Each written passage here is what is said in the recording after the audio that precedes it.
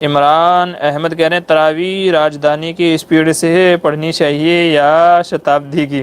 جی سوال تو آپ کا اچھا ہے، اور جواب یہ ہے کہ بھئی جو لوگ اتنی اسپیڈ سے قرآن کریم پڑھتے ہیں یاد رکھیں وہ گنہگار ہیں، بلکہ اگر پیچھے مقتدی حضرات ان کو نہیں ٹوکتے، صحیح پڑھنے کے لیے نہیں کہتے، تو مقتدی حضرات بھی گنہگار ہوں گے۔ تو شتابدی ہو راجدھانی ہو، یہ اسپیڈ سے دونوں ہی اسپیڈ سے پڑھنا غلط ہے، ناجائز اور حرام ہے، چونکہ بعض حدیث میں آتا ہے رب قارئ القرآن والقرآن یلن، کہ بعض قرآن کے پڑھنے والے ایسے ہیں کہ قرآن کریم ان کو لعنت و ملامت کرتا رہتا ہے۔ تو وہ ایسے ہی لوگ ہوتے ہیں کہ الفاظ کیا پڑھ رہا ہے سمجھ میں ہی نہیں آتا ہے، تو وہ کہتے ہیں یعلمون تعلمون یعلمون تعلمون، تو جب یعلمون تعلمون آتا ہے نا کہ اب رکوع ہونے والا ہے، تو لوگوں کو سمجھ میں آتا ہے کہ ایک رکعت ہو گئی ہے۔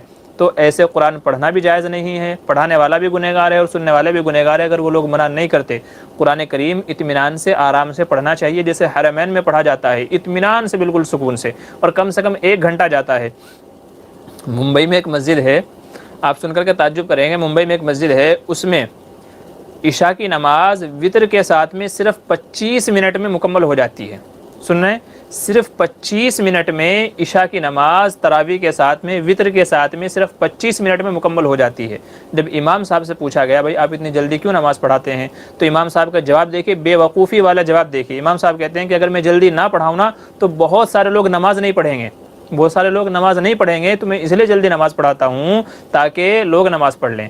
تو ان امام صاحب سے گزارش ہے کہ بھئی آپ نے ٹھیکہ نہیں لے رکھا ہے کہ آپ سب کو نماز پڑھائیں، اگر نماز نہیں پڑھیں گے تو آپ گنہگار ہوں گے۔ نہیں، ہر بندے کے ذمے ہے نماز پڑھنا، کوئی پڑھتا ہے تو اس کا فائدہ ہے، نہیں پڑھتا ہے تو اس کا نقصان ہے۔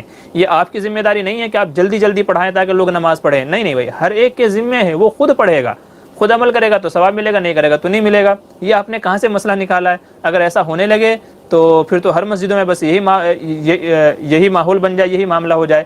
یاد رکھیے اس طریقے سے جو یہ حافظ ریل جن کو کہا جاتا ہے، اتنی اسپیڈ سے پڑھانا کہ الفاظ ہی سمجھ میں نہ آئیں، غنہ مخارج تو بہت دور کی بات ہے، الفاظ ہی سمجھ میں نہ آئے کہ امام صاحب کیا پڑھا رہے ہیں کیا نہیں پڑھ رہے ہیں، بس الحمد سمجھ میں آئے، اور اس کے بعد پھر جب رکوع کرنا ہوتا ہے تو یعلمون تعلمون سمجھ میں آئے۔ یاد رکھیے اس طریقے سے پڑھنا پڑھانا دونوں ہی ناجائز اور گناہ ہے۔ مقتدی حضرات کو ٹوکنا چاہیے، کہنا چاہیے بھئی اطمینان سے پڑھانا ہے تو پڑھائیں۔ دیکھیے تراویح سال بھر میں صرف 1 بار آتی ہے، ٹھیک ہے، رمضان کا 1 مہینہ آتا ہے، اور اگر اطمینان سے سوا پارے کی جو ترتیب ہے ہمارے یہاں ہمارے دیار میں، اگر اس کو پڑھا جائے تو تقریباً 1 گھنٹہ لگتا ہے، 1 گھنٹے سے زیادہ نہیں لگتا۔ ہم پڑھاتے ہیں، ہم کو پتہ ہے، ہم کو 15 سال ہو گئے ہیں پڑھاتے ہوئے، تو سوا پارے کی ترتیب میں صرف 1 گھنٹہ لگتا ہے۔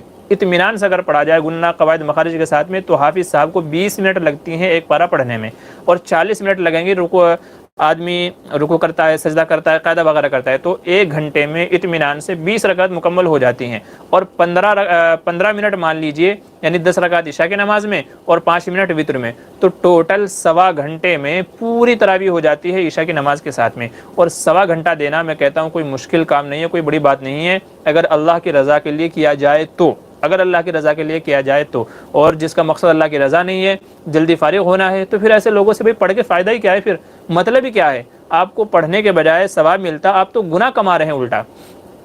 اتنی جلدی جلدی نماز پڑھنا کہ جس میں، ہاں یہاں یہ مسئلہ بھی یاد رکھتے چلیے، علماء فرماتے ہیں کہ اگر رکوع نماز کے اندر اطمینان جسے کہا جاتا ہے، اگر اطمینان نہ ہو تو نماز نہیں ہوگی۔ اطمینان جو ہے یہ فرائض میں سے ہے، نماز کے فرائض میں سے اطمینان۔ اطمینان کا مطلب یہ ہے کہ آدمی رکوع میں گیا ہے تو مکمل اطمینان ہو جائے، اعضاء و جوارح اپنی جگہ ساکن ہو جائے۔ آدمی کھڑا ہوا ہے تو اعضاء و جوارح ساکن ہو جائیں، سجدے میں گیا ہے تو اعضاء و جوارح سکون اور اطمینان اس کو میسر ہو جائے۔ اگر کسی کو سکون اور اطمینان میسر نہیں ہوتا تو یاد رکھیں نماز نہیں ہوگی۔ کسی نے کوے کی طرح ٹھونگ ماری، پہلا سجدہ کیا، دوسرا سجدہ کیا، 2 سیکنڈ میں اس کی جو ہے دونوں سجدے ادا ہو گئے، یاد رکھیں نماز نہیں ہوئی ہے۔ اسی لیے علماء یہ کہتے ہیں کہ کم سے کم 1 مرتبہ فرض ہے تسبیح پڑھنا، اور 3 مرتبہ پڑھنا سنت ہے، کہ 1 مرتبہ آدمی تسبیح پڑھے گا تو تھوڑا اطمینان اس کو حاصل ہو جائے گا۔ اور جس نے اتنی جلدی رکوع سجدہ کیا کہ 1 بار بھی کہنے کا موقع نہیں ملا سبحان ربی العظیم، سبحان ربی العظیم کا مطلب یہ نہیں ہے سبحان ربی العظیم، یہ نہیں ہے، سبحان ربی العظیم، اتنے اطمینان سے 1 بار کہنا یہ فرض ہے، اور اتنے اطمینان سے 3 بار کہنا یہ سنت ہے۔ تو کم از کم رکوع سجدہ اتنے اطمینان سے کرنا چاہیے کہ آدمی 3 مرتبہ تسبیح پڑھ سکے۔ تو اگر کوئی تراویح میں اتنی جلد بازی کرتا ہے کہ کم سے کم 1 مرتبہ، سنت طریقے سے 3 مرتبہ بھی کہنے کا موقع نہیں ملتا، تو یاد رکھے اس کی نماز نہیں ہوتی، پڑھنے والا بھی گنہگار ہے، پڑھانے والا بھی گنہگار ہے۔ لہٰذا جو جن شتابدی والا جو آپ نے مسئلہ پوچھا ہے، تو ایسے حفاظ کرام سے گزارش ہے بھئی اللہ کے واسطے نہ اپنی نمازیں خراب کریں، نہ مقتدیوں کی نمازیں خراب کریں، اور نہ قرآن کو غلط پڑھ کر کے بجائے ثواب کے الٹا گناہ کا ذریعہ بن جائے تو اپنی آخرت برباد نہ کریں۔ اگر مقتدی تیزی کے ساتھ کہتے ہیں تو ان سے معذرت کر دیں، بھائی میں اتنی جلدی نہیں پڑھا سکتا، آپ کو جلدی مطلوب ہے تو کسی اور سے پڑھوا لیں، ٹھیک ہے، معذرت کر دے بھائی میں نہیں پڑھا سکتا، مجھے اللہ کا ڈر ہے، آپ کو نہیں ہے تو وہ آپ جانیں، تو معذرت کر دیجئے۔ تو یہ بہتر ہے بالمقابل اس کے کہ آپ کو گناہ ہو یا آخرت میں آپ کی پکڑ ہو۔